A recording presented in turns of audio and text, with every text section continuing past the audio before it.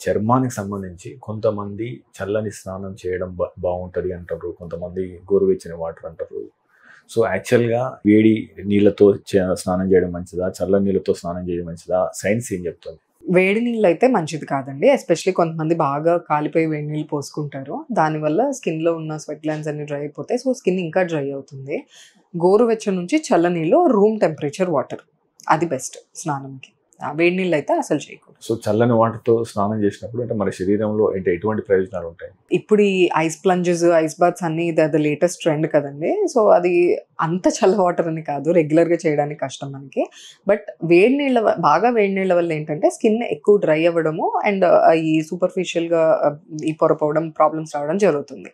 So, అలా కాకుండా మనకి కరెక్ట్‌గా రూమ్ టెంపరేచర్ వాటర్‌తో మనం స్నానం చేస్తే తేమ పోకుండా ఉంటుంది. అండ్ దాంతో పాటు ఈ తర్వాత ఏమన్నా ఇచ్చింగ్‌నెస్ కానీ ఆర్ ఆల్రెడీ ఇచ్చింగ్ సమస్యలు ఉన్న వాళ్ళకి అది ఎక్కువ కాకపోవడం ఉంటుంది. మీరు తీసుకునే అదే మందులు, అదే నాణ్యమైన మందులు మెడ్ ప్లస్ బ్రాండ్స్ పై సగం ధరకే.